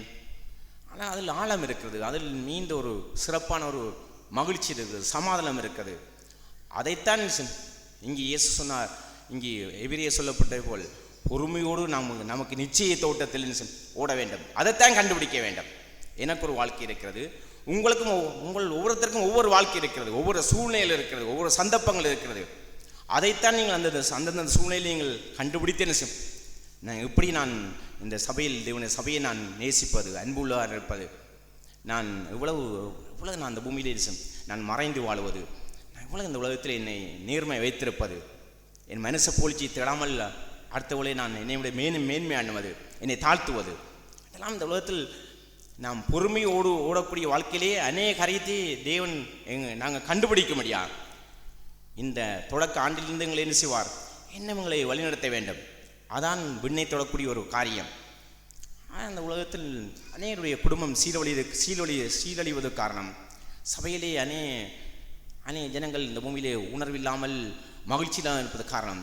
அவர்கள் இந்த உலகத்தில் ஏதோ ஒரு விதத்தில் அன்பில்லாமல் ஒரு சுவாபம் இருக்கிறது, உறவு குறித்து அன்பில்லாத சுவாபம் இருக்கிறது, அன்பில்லாத மகிழ்ச்சி இருக்குது. பிள்ளைகள் சீரழிவு காரணம் நாம் ஏதோ கிறிஸ்தவ குடும்பம் என்று ஒரு பகுதியில் இருக்கிறோம் இல்லைய, ஆழமான ஒருமுகப்பட்ட ஆவி இல்லை. தேவன் நிமித்தம் தேவனுக்கு உண்பான நாம் நொறுங்கு வாழக்கூடிய ஜீவியத்தின் நிமித்தம் ஒருமுகப்பட்ட ஆவி இல்லை. ஏதோ நாம் சத்தியத்தை கேட்கிறோம், நாம் உணர்வடைகிறோம், மேலட்டமான ஒரு காரியம். அதான் நான் கண்ட என் வாழ்க்கையிலே அனுபவம். ஆனால் என்றைக்கு தேவன் இதை காண்பித்தாரோ அன்றிலிருந்து நான் தீர்மானம் எடுத்தேன், ஆண்டவரே யார் அந்த பூமியில் என்ன நினைத்தாலும் கூடி, இந்த பூமியில் யார் என்னை வித்தியாசம் நினைத்தாலும் கூடி, என்னுடைய வாழ்க்கை எதுன்னு சொல்லும், நான் பொறுமையோடு என்ன நான் ஒருமைப்பட்ட ஆவியிலே நான் வாழ்ந்தால் எல்லாம் நீ சரியாக செய்வீர் இந்த உலகத்தில். அதுக்காக நான் பயப்படாமல், தேவனை கனப்படுத்தாமல், தேவனுக்கு மனம் திரும்பாமல் எல்லோரும் அன்புறோம் நான் சொல்லவில்லை. இந்த பூமியில் நாம் வாசித்தோம், நம் விசுவாச தொடக்கிறோம் முடிக்கிறோம், இயேசு நோக்கி நமக்கு நிச்சயத்தை ஓட்டத்தில் பொறுமை ஓடக்கடவுடைய ஜீவியத்துக்குள் என்ன நாம் அதுக்குள் எங்களுடைய அன்பையும் ஒருமைப்பட்ட ஆவியும் நாம் எங்கள் இதயத்தில் உருவாக்கி கொள்ள வேண்டும். உண்மை. அதில் ஒரு நபர் வளர்ச்சி அடைந்தால் தேவன் சபையில் என்ன செய்வார், அவருக்கு தாளாந்துகளை வைத்து என்ன செய்வார், அவர்களுக்கு தேவன் பொறுப்பை கொடுப்பார். அநேகர் இங்கே இருக்கிற நாம் ஒருத்தரும் உணர்வில்லை நான் சொல்லவில்லை. ஆனால் இந்த பூமியில் தேவன் கொடுக்கக்கூடிய தாளாந்துகளும் தேவனும் கொடுக்கக்கூடிய ஈவுலையும் அதுக்கு பெருக வேண்டும். அதுக்கு இந்த உலகத்தில் நான் கண்ட காரியத்தில் பார்த்தெல்லாம் இயேசு போல் வாழ வேண்டும் என்ற அடிப்படையில் அவர்கள் ஒருமைப்பட்ட ஆவியோடு வளரக்கூடிய ஆழமான தங்களே அவர்கள் சீர்படுத்தி தங்களை பிராசப்பட்டு தேவனுடைய கிருபையை தேடக்கூடிய ஒரு காரியம். அதுதான் முக்கியமான காரியம். அது இல்லாதபடியால் தான் சபையில் ஒரு ஆள் 2 பேர் 3 பேர் எப்பொழுதுமே அவர்கள் என்ன செய்வார்கள், அவர்களாம் அதை செய்து கொண்டிருப்பார்கள். அது காரணம் அவருடைய காரியம் என்ன ஏதோ விதத்தில் அவள் வாழ்க்கையில் ஏதோ ஒரு குறை, ஏதோ ஒன்று இருக்கிறது, ஏதோ ஒன்று இருக்கு. முழுமையாக அவர்கள் தாங்கள் நொறுங்கொண்டு வாழக்கூடிய ஒரு பகுதியிலேயே குடும்பத்திலும் பிள்ளைகள் 4 பிள்ளைகள் குடும்பத்தில் இருந்தால் 4 பிள்ளைகளும் உணர்வுள்ள பிள்ளைகளாக வாழக்கூடிய ஒரு தேவனுடைய கிரியை, விண்ணத்தோடக்கூடிய கிரியைகள். அவர்கள் இந்த உலக பூமியில் அவர்கள் குடும்பத்தோடு தங்களுடைய பிள்ளைகளோடு தங்களுடைய பெற்றோடு தங்களுடைய கணவோடு ஆழமாக ஒருமுகப்பட்ட ஆவி இருக்கக்கூடிய மனம் திரும்பல் தங்கள் இதயத்தில் வேண்டும். நான் நானும் நீங்களோ பூரணப்படவில்லைன்னு சொன்னாங்க. பூரணப்பட இல்லாட்டியாலும் கூடி அந்த மனம் திரும்பக்கூடிய ஒரு அறிவு, மனம் திரும்பக்கூடிய ஒரு நிச்சயம், மனம் திரும்பக்கூடிய பொறுமை, அது தேவன் விதைத்தால் அதை பிசாசின் அழிக்க முடியாது. அது பிசாசின் ஒரு நாளும் அது பிசாசு பிடுங்க முடியாது. அதுதான் உங்களுக்கும் எனக்கும் தேவன் விதைத்திருக்கிறார். இயேசுவை போல் வாழ வேண்டும், இயேசுவை போல் மாற வேண்டும், இயேசுவை போல் கொடுக்க வேண்டும், இயேசுவை போல் என்னுடைய சிந்தையை வைத்திருக்க வேண்டும் என்ற அந்த விதை தான் இன்று மட்டுமே தம்முடைய நம்பிக்கையில் தேவன் எங்களை வைத்திருக்கிறார். பிசாசு அந்த விதை புடுங்காதபடி இன்று மட்டும் பாதுகாத்திருக்கிறார். அதை அந்த விசுவாசம் விண்ணை தொடு மட்டும் தேவன் நிச்சயம் வழி நடத்துவார். அந்த நாள் சத்தியத்தை அறிந்த நாட்களிலிருந்து இயேசுவை போல் வாழ வேண்டும் என்று நான் இங்கு பெற்ற நாட்களிலிருந்து அந்த விதை தான் என்னை என்று மட்டும் என்னை பாதுகாக்கிறது. அது இந்த பூமியில் எங்கு சென்றாலும் அது என்னை ஒரு நாளும் பிசாசு அதை என்னை விட்டு பிடுங்க முடியாது. அதில் இந்த பூமியில் அது காரணம் நாம் தேவனுக்கும் சரியாக மனந்திரும்போது. அடுத்தது இங்கே பார்த்த எபிரேயர் 15 வசனத்தில் கசப்பான வீர் ஒன்றும் வந்து கலகங்கள் உருவாக்கி அநேகரை தீட்டுப்படுத்தாதபடி, அநேகரை இடரப்படுத்தாதபடி பாதுகாக்கக்கூடிய நிலை வேண்டும். அது உண்மையாக வேண்டும், அது நேர்மையாக வேண்டும், அது தங்கள் இதயத்தில் ஒரு நேர்மையான சிந்தியோடு வாழ பழக வேண்டும். அநேக குடும்பங்கள் மத்தியில் இந்த நிலையில் இல்லாத பட்சத்தில் அந்த குடும்பத்தில் அநேக காரியங்கள் நடைபெறுறது நான் பார்த்துருக்கிறேன். இந்த உலகத்தில் என்னுடைய பிள்ளைகள் வாழ்க்கையிலையும் பார்த்துருக்கிறேன். அவர்கள் உணர்விட்டிருந்தால், ஜபிக்க தாமதமானால், அதுக்கு அடிப்படையில் ஒன்றில் தெய்வபயம் இல்லை, அடுத்தது தங்கள் பெற்றோடு அவர்கள் இசைந்திருக்கக்கூடிய ஆழமான ஒரு அறிவில்லை, மனந்திரும்பில்லை. அதுதான் அவர்களை இடரப்படுத்துது. வேறு ஒன்றும் இல்லை, வேறு ஒன்றும் அவர்களை இடரப்படுத்தாது. அந்த பூமியில் நான் தேவனை அன்பு கொண்டும், தேவனை சபையை அன்பு கொண்டும், நான் பிளங்கக்கூடிய தேவன் அனுமதித்த பிளங்கக்கூடிய குடும்பத்தை, ஜனங்களை அன்பு கொண்டு வாழ பழகினால், நான் இச்சையிலே சோதிக்கப்பட்டாலும் தேவன் என்ன செய்ய முடியும்? எனக்கு மனம் திரும்பலையும் கிருபையும் தான் என்ன செய்வார்? பாதுகாப்பார். அடுத்த கட்டத்துக்கு நகர்த்தி செல்வார். ஆனால் ஜனங்கள் இன்று அடுத்த கட்டத்துக்கு நகர்ந்து செல்ல முடியாத காரியம் என்று சொன்னால், வாழ்க்கையில் இந்த பூமியில் தெய்வ பயம் உள்ள அன்பு இல்லை, தெய்வ பயம் உள்ள ஒருமைப்பட்ட ஆவி இல்லை, தெய்வ பயம் உள்ள ஒருவன் நேசிக்கூடிய எதிரியம் இல்லை, தெய்வ பயம் உள்ள மனத்தாழ்மை இல்லை, தெய்வ பயம் உள்ள ஆழமான உணர்வுள்ள சிந்தை இல்லை. அதான் உண்மை. அந்த உலகத்தில் நாம் சபையாக கூடிவரக்கூடிய நாங்கள் விண்ணை தொடுவதற்கு ஒன்றில் பேசினதை போல் விசுவாச தொடக்கிறோம் முடிக்கிறோம் இயேசு கிறிஸ்துவை நோக்கி நாம் ஓட வேண்டும், பொறுமையோடு ஓட வேண்டும், நிச்சயித்து ஓட வேண்டும். அந்த நிச்சயம் என்று சொன்னால், ஆண்டவரே நான் உண்மை நேசிப்பதை போல், நீர் என்னை நேசிப்பதை போல் நான் கவடும் சூது இல்லாமல், ஆண்டவரே நீர் வாழும்படியாக நீ வைத்த ஜனங்கள் மத்தியில் நான் என்ன செய்ய வேண்டும்? இந்த பூமியில் ஆழமாக அன்புற வேண்டும், ஆழமான முக சுழிப்பில்லாம் அன்புற வேண்டும், கசப்பில்லாம் அன்புற வேண்டும், குறை கூறாமல் அன்புற வேண்டும், முறுமுறுக்காமல் அன்புற வேண்டும், குற்றஞ்சாட்டாமல் அன்புற வேண்டும், இதயத்தில் தூற்றிவிடாத அன்புற வேண்டும், இதயத்தில் அவர்கள் என்னை விட அவர்கள் மேன்மையான விதத்தில் அவர்களை நேர்த்து அன்புற வேண்டும். அவர்கள் எவ்வளவு பலவீனம் இருந்தால் கூட அவர்களை நாங்கள் பாரத்தோடு அவர்களை குறித்து நான் ஜெபிக்க வேண்டும், அவர்களை சிந்தையில் வைத்திருக்க வேண்டும். தேவன் இப்படிப்பட்டவன் சொன்னால் சங்கீதக்காரன் சொல்லுவான், சிறுமைப்பட்டவன் மேல் சிந்தை உள்ளவர். தேவனுடைய சிந்தை எப்படிப்பட்ட சொன்னால், சிறுமைப்பட்டவன் மேல் சிந்தை உள்ளவர். அதான் தேவனுடைய அன்பு. தேவனை அறிந்திருக்கிறோம், தேவனுக்கு வாழுகிறோம், தேவனுக்கு அக்கிரியை செய்வோம், தேவனுக்காக நாங்கள் இவ்வளவு வருஷம் வாழ்ந்தோம், இவ்வளவு காரியங்கள் செய்தோம் என்று சொன்ன ஜனங்களுடைய ஒரு கிரியை நீதி எப்படி இருக்க வேண்டும்? சிறுமைப்பட்ட ஜனங்கள் மீது அவர்கள் அன்புள்ள ஜனங்களாக இருக்க வேண்டும். இது தேவனுடைய சிந்தை. இயேசு அப்படித்தான் வாழ்ந்தார். நீங்கள் வாசித்து பாருங்கள், என்னை காட்டி அதிகம் உங்களுக்கு தெரியும். அவர் எப்படி வாழ்ந்தார்? சிறுமைப்பட்ட ஜனங்கள் மீது அவர் தன் சிந்தையை எப்பொழுதும் வைத்திருந்தார். இந்த பூமியில் இருக்கும்போதும் அவர் மரித்து உயிர்த்தெழுந்து சென்றாலும் அவருடைய கிரியை எப்படி நடைபெறுகிறது? சிறுமைப்பட்ட ஜனங்கள் மீது அவர் ஆழமாக நேசித்தார். சபையில் இந்த பூமியில் நாம் பலசாலிகள் என்று நாம் நினைத்தால் அடுத்த கட்ட தாழ்மை எப்படி வர வேண்டும்?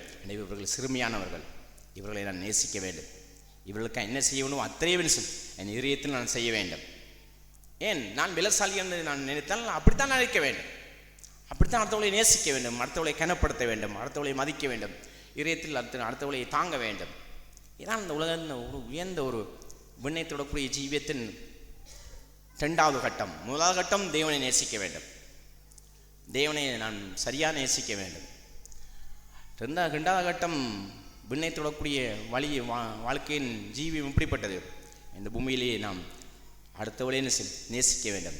ஆனால் இந்த பூமியில் திரளா ஜனங்கள் வேற 10 பேர் இருந்தானே, 5 பேர் இருந்தானே, வாக்குவாங்களும் கசப்புகளும் குறை சொல்லுவதும் ஒரு காரியத்தில் குறை பிடிப்பதும் ஏராளம் உருவம் கூட உடைய அள்ளிவிடலாம். அதெல்லாம் இல்லாமல் வரையும் ஒரு துளி இங்கே வாக்குவாதம் இல்லை, ஒரு துளி கூடிய தேவனுடைய சபையில் ஜனங்கள் மத்தியில் கசப்பில்லை, ஒரு துளி கூடிய இங்கே ஒருவருக்கு பிடிவாதம் இல்லை, ஒரு துளி கூடிய இவர்கள் மத்தியில் இவர்கள் மத்தியில் வஞ்சகம் இல்லை, ஒரு துளி கூடிய தனக்கான தடக்கூடிய எண்ணம் இல்லை என்று சொல்லக்கூடிய அளவுக்கு என்ன எங்கள் இதயத்தில் உண்மையான மனந்திரம் இருக்க வேண்டும். அதைத்தான் நான் என்னுடைய வாழ்க்கையில் எதிர்பார்க்கிறேன். குடும்பத்தில் நடப்பிப்பதற்கு பிரயாசப்படுகிறேன். ஏன் நான் குடும்பத்தில் ஒருமைப்பட்ட ஆவியோடு இருந்தால், பலவீனமான ஜனங்கள் அங்கு குடும்ப உறுப்பினர் இருந்தால் கூடி தேவன் என்ன செய்ய முடியும்? இந்த பூமியில் அவர் ஏற்ற காலத்தில் என்ன செய்வார்? தன்னுடைய விதையை என்ன செய்வார்? விதைப்பான். அதான் விசுவாசம். அதான் இந்த பூமியில் அன்றில் இது மட்டும் கொஞ்சம் கொஞ்சமாக இங்கே வளர்ச்சிக்குள் வைத்த காரியம் 2வது காரியம் மிக முக்கியமான காரியம். அந்த பூமியில் நாங்கள் விசுவாசத்துடன் முடிக்கும் இயேசு கிறிஸ்துவை நோக்கி நமக்கு நிச்சயத்த ஓட்டத்தில் ஓடக்கூடிய ஜீவியத்தின் காரியம். இது இந்த நாட்களே ஒருவர் அனுபவக்கூடிய காரியம். இந்த பூமியில் தேவனுக்கு நிச்சயித்த காரியம். ஆனால் நானும் தேவனை நான் துதிக்கிறேன். இந்த பூமியில் தேவன் எனக்கும் தன்னுடைய விதையை விதைத்திருக்கிறார். அந்த விதையை இதுவரைக்கும் எவ்வளோ வளர்ந்தன்னு எனக்கு தெரியாது. ஆனால் தேவன் தான் அதோட மதிப்பு. நீ இவ்வளவுதான் வளர்ந்திருக்கிறாய், நீ விண்ணை தொட்டு விட்டாய், விண்ணுக்கு முட்டை போகிறாய், அதை விட்டால் நீ வளர்ந்து நீ அரைகுற நிற்கிறாய் என்று சொல்வதே தேவன் தான் என்னை மதிப்பீடு செய்து வைத்திருப்பார். நான் ஒன்றும் கணக்கு எடுக்க முடியாது. ஆனால் இந்த பூமியில் நான் தேவனை துதிக்கிறேன், சோத்தரிக்கிறேன். அந்த பூமியில் இந்த சபையில் நான் இடமிருந்து வந்த நாட்களிலிருந்து நான் ஆவிக்குரிய நன்மைகளை நான் பெற்றிருக்கிறேன். அதான் தேவனுடைய சபையில் ஆவிக்குரிய நன்மைகளை பெற்ற நான் நன்றி உள்ளவனாக இருப்பதற்கு பிரயாசப்படுறேன். ஒன்றில் நான் தேவனை பயப்படுவது, அடுத்த இந்த பூமியில் நான் கசப்பான வேறு உருவாகி அன்பு குலைந்த நான் அநேகரை இடரப்படுத்தாதபடியே இருப்பதற்கு நான் அதிகமாக பிரயாசப்படுவேன். நான் எங்கிருந்தாலும் சரி, எங்கிருந்தாலும் சரி, என்னுடைய தேவன் என்னை பாதுகாக்கிற விதம், மகிழ்ச்சியாக்குற விதம், அதுதான். குடும்பத்திற்கு பிள்ளைகள் கவனித்துக் கொள்ளுங்கள், முக்கியமான காரியம். நீங்கள் சாக மட்டும் குடும்பத்தை விட்டு உங்களுடைய வாழ்க்கை முடிக்கக்கூடிய நிலை வேற மாட்டோம். நீங்கள் உங்களுடைய பெற்றோடு என்ன செய்ய வேண்டும்? அதிகபட்சம் நீங்கள் ஒருமுறைப்பட்ட ஆவியோடு இருக்க பழக வேண்டும். தேவனுக்காக ஒருமுறைப்பட்ட ஆவி இருக்க பழக வேண்டும். இதுதான் உங்களுடைய வாழ்க்கையிலேயே வருங்காலத்திலே தேவன் கற்பாறையை போல் அவர் உங்களை கற்பாறை மேல் நிறுத்தினை போல் உங்களை வைத்திருப்பார். புத்தியுள்ள மனுஷன் என்ன எப்படிப்பட்டவன்? அவனை ஆழமாக தோண்டி ஒரு கற்பாறை மேல் அஸ்துவம் போட்ட ஒரு மனுஷன். அதுதான் தேவன் என்ன செய்வார்? பிள்ளைகளுக்கு நான் மறுபடியும் சொல்கிறேன், இங்கே அறிவுள்ள பிள்ளைகள் இயேசு கிறிஸ்துவை நீங்கள் நம்பக்கூடிய விசுவாச தெரியத்தில் பெற்றிருந்தால், இயேசு நாமத்தை மதிக்கூடிய பிள்ளைகளாக இருந்தால், அதிகபட்சம் சொல்கிறேன், நீங்கள் விண்ணத்தோடைய தொடக்கூடிய அளவுக்கு தெய்வம் உங்களுக்கு வளர்க்க வேண்டும் சொன்னால், உங்களை பெற்றோடு நீங்கள் கர்த்தருடைய நாமத்தின் நிமித்தம் நீங்கள் ஒருமைப்பட்ட ஆவியோடு இருக்க பழக வேண்டும். அதான் சிறந்த ஒரு காரியம். அதே கணவன் மனைவி இவர்கள், நான் இதில் அநேக காரியங்கள் இருக்கிறது, நான் சுருக்கமாக முடித்து வருகிறேன். அதிகமாக நாம் ஒருமைப்பட்ட ஆவியோடு இருக்க பழக வேண்டும். எங்களுடைய மனந்திரங்களை நாங்கள் விட்டுவிடக்கூடாது. நாங்கள் மனைவி கணவனாக இடரப்படக்கூடிய நிலை இருந்தால் அதை நாங்கள் ஒரு நாளும் போயிடக்கூடாது. அதுக்கு நான் அதை சொல்லவில்லை. ஆனால் கர்த்தர் விரும்பக்கூடிய அன்பையும் தாழ்மையும் விசுவாசத்தையும் பொறுமையும் காத்துக்கொள்ளக்கூடிய இதரையும் குடும்பத்திலும் சபையிலும் அவங்க ஒருமைப்பட்ட ஆவியோடு வைத்திருக்க வேண்டும். அதான் சிறந்த ஒரு காரியம். ஏதோ நாம் கிறிஸ்தவ குடும்பம் இருக்கோம் என்று பாரம்பரியம் வேண்டாம். நான் பாரம்பரியமே என் குடும்பத்தோடு நான் அன்புள்ளமாக இருப்பது கிடையாது. அதை நான் விரும்புவது கிடையாது. அதை வெறுக்கிறேன். இவ்வளவுதான் நான் பிள்ளைகளுக்கு உதவி செய்தானே, குடும்பத்தின் காரியம் பார்த்தானே, நான் ஒரு திறமசாலியை போல் நான் எல்லாத்தையும் செய்துவிட்டேன், இத்தனை ஆண்டு செய்து விட்டேன், 20 ஆண்டு செய்து விட்டேன், 30 ஆண்டு என் குடும்பத்தை நான் தனியாக பார்த்து விட்டேன் என்று கூடி என்னே உந்தா கூடி அதெல்லாம் நான் ஒழிப்பதற்கு பிராசப்படுவேன். என காரியம் அல்லவரையே நான் ஒருமுறைப்பட்டு ஆவி இருக்க வேண்டும். நான் குறைவுள்ளவன் தான். ஆனால் அந்த பூமியில் நீர் விதைத்த விதை என் இதயத்தில் இருக்கிறது. அது பொறுமையுடன் இங்கே சொல்லப்பட்ட போல் அது விண்ணை ஒரு நாளைக்கு தொடும். இந்த நம்பிக்கை தான் தேவன் இந்த பூமியில் தந்த ஒரு ஜீவியத்தின் பகுதி.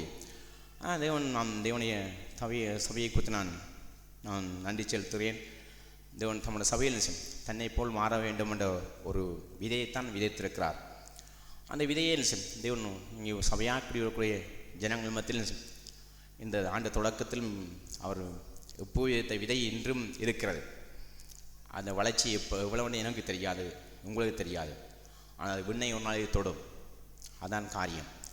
அதான் நான் என்னுடைய காரியத்தை முடித்து கொள்கிறேன். தேவனங்கள் எல்லோரையும் பாதுகாப்பா. ஆமேன். கர்த்தருடைய பரிசுத்த நாமம் மகிமைப்படுவதாக. தேவன் தாமே சபையின் தலையாக இருந்து 30 ஆண்டு காலமாய் தம்முடைய சரீரமான சபையை, தம்முடைய ஜனங்களை தேவன் நல்வழியிலே நடத்தி வந்த அந்த மகத்துவமான தேவனுக்கு மகிமை செலுத்துகிறேன். இந்த நாட்களிலே பேசியதை போன்று எபிரேயரில் சொல்லப்பட்ட ஒன்று, நமக்கு நியமித்த ஓட்டம் என்று சொல்லி அங்கே ஆண்டவர் அங்கே பேசினார். ஒவ்வொருவருக்கும் அங்கே ஒவ்வொரு ஓட்டம் அங்கே ஆண்டவர் அங்கே நியமித்திருக்கிறார்.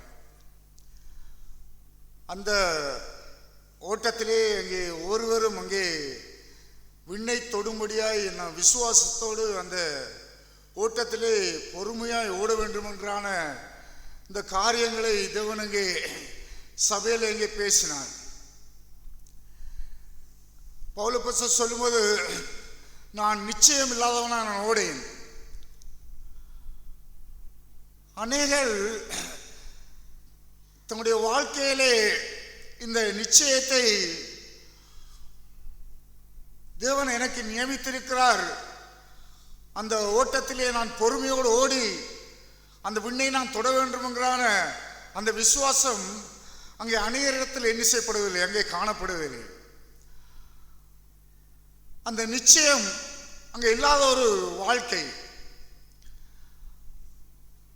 இந்த 31வது ஆண்டுக்குள்ளே பிரவேசிக்கக்கூடியான இந்த காலத்திலே பரிசுத்த ஆவியானவர் துரிதப்படுத்தி அந்த ஓட்டத்தினுடைய பயணம் எனக்கென்று நியமித்திருக்கூடியான சொல்லப்பட்ட போல அத்தனை பொறுமைகள், தாழ்மைகள், அத்தனை சூழ்நிலைகள், அத்தனை நெருக்கடிகளான அந்த காரியங்களை எனக்கு நியமித்து வைத்திருக்கிறார். அந்த ஓட்டத்திலே நான் விண்ணை தொடும்படியான நிச்சயமுடையவனாய் அந்த விசுவாசத்தோடு நான் அங்கே இந்த பயணத்தை ஆசையோடு நான் தொடர வேண்டும் என்கிறான இந்த காரியம் என்னையும் அதிகமாக இங்கே துரிதப்படுத்தி தேவனை ஸ்தோத்திரிக்கிறேன்.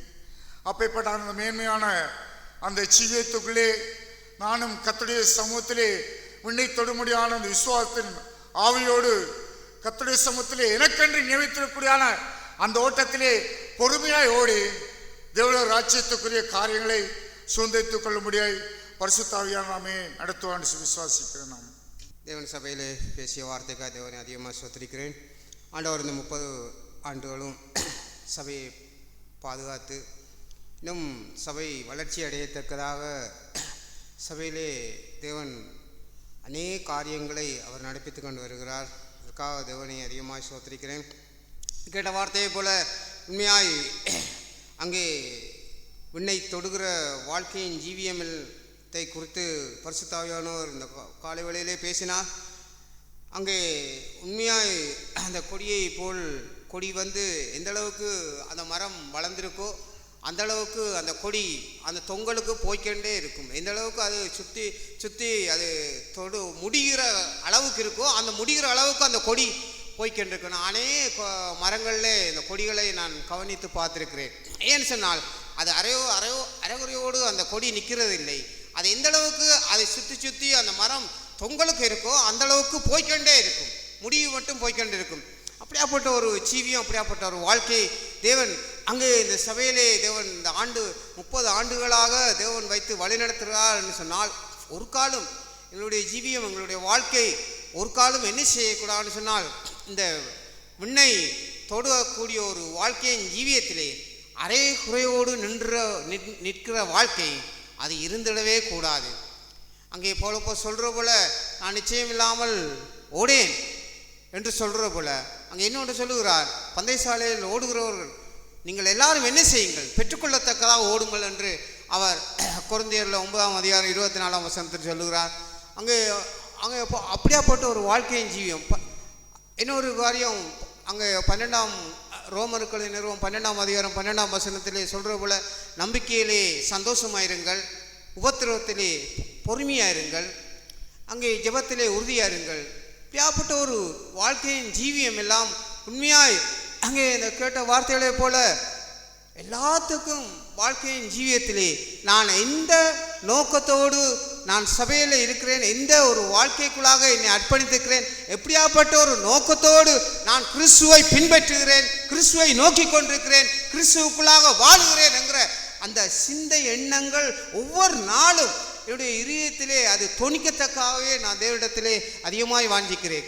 ஏன்னு சொன்னால் இயேசுக்குள்ளான ஒரு வாழ்க்கையின் ஜீவியம் இந்த அளவுக்கு இயேசு அவர் இந்த பூமிக்கு வந்து அங்கே மரண பரியந்தம், அதாவது சிலுவையின் மரண பரியந்தம் அவர் மரித்ததும் எல்லாம் உயிர்த்து ஜெயம் பெற்று வாழ்ந்த ஒரு வாழ்க்கையின் ஜீவியம் இன்றைக்கும் அந்த வாழ்க்கை அந்த இயேசுவே பற்றி பிடித்து கொண்டு வாழுகிற வாழ்க்கை. அவரை போலவே எல்லா காரியங்கள் உபத்திரங்கள் மத்தியிலேயும் கஷ்டங்கள், துன்பங்கள், பாடுகள், துயரங்கள் வருகிற ஒவ்வொரு காரியங்கள் மத்தியிலும் இயேசுவையே நோக்கி கொண்டு ஓடுகிற ஒரு வாழ்க்கை. அங்கே இப்படியாப்பட்ட ஒரு வாழ்க்கை என்று சொன்னால் ஆவிக்குரிய வாழ்க்கையிலே ஒப்பு கொடுத்த வாழ்க்கையிலே இன்றைக்கு அநேகர் என்ன சொல்லிடக்கூடாது, ஓடினான் அறவுரையோடு நின்றான், இவன் ஓடினான் விதையான ஒரு உபத்திரவத்திலே சோர்ந்து போனான், துன்பத்திலே சோர்ந்து போனான், வாழ்க்கையே என்ன செய்யவில்லை, தேவனுக்குள்ளாக அந்த விண்ணை தொடரவில்லையே, விண்ணை நோக்கி அங்கே ஓடவில்லையே என்கிற ஒரு வாழ்க்கை.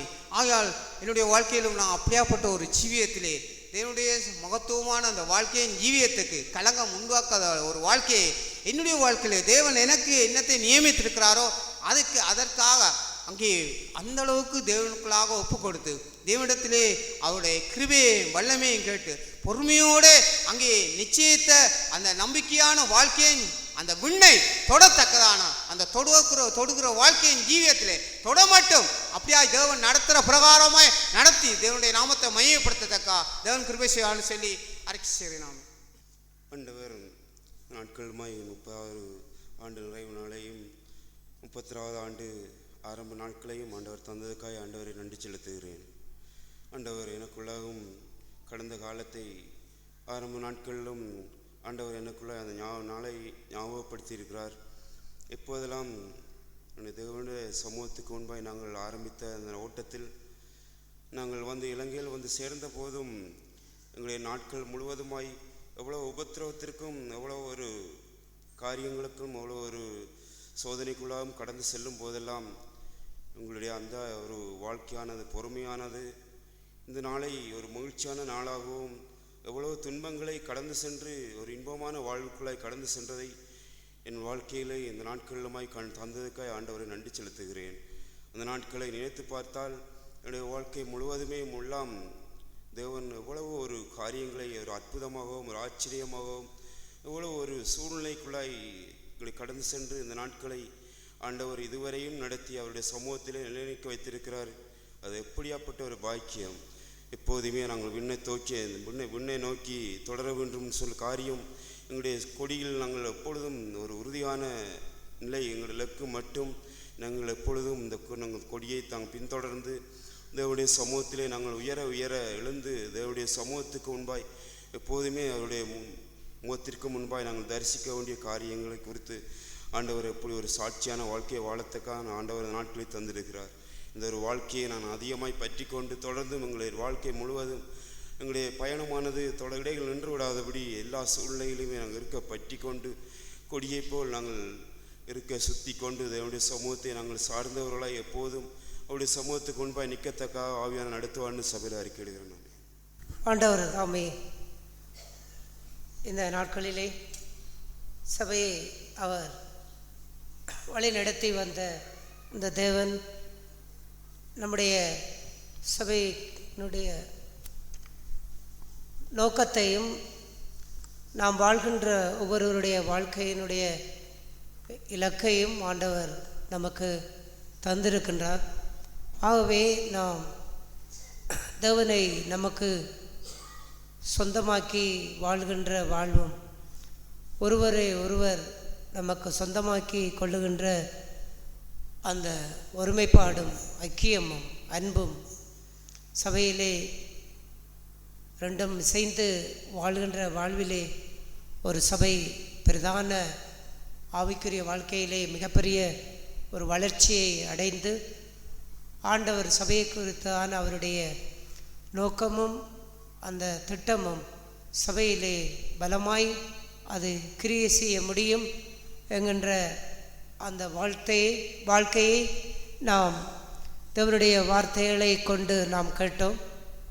ஆகவே நாம் ஒவ்வொருவரும் அப்படிப்பட்ட சிந்தனையோடு இந்த 30 வருடத்தை நிறைவு செய்து 31வது வருடத்தை கடந்து செல்லக்கூடிய வாழ்க்கையிலே நாங்கள் தீர்மானம் எடுத்தவர்களாக உறுதி பூண்டவர்களாக நாம் ஆண்டவரை மகிமைப்படுத்தி இதுவரைக்கும் எங்களை நடத்தி வந்த தேவனுக்கு நாங்கள் மகிமை செலுத்தத்தக்கதாக அவருடைய வல்லமை செயல்களை நினைத்து தேவனுக்குள்ளே நாங்கள் நிச்சயம் கொண்டவர்களாய் நாங்கள் ஒரு பாடலை நாங்கள் பாடுவோம்.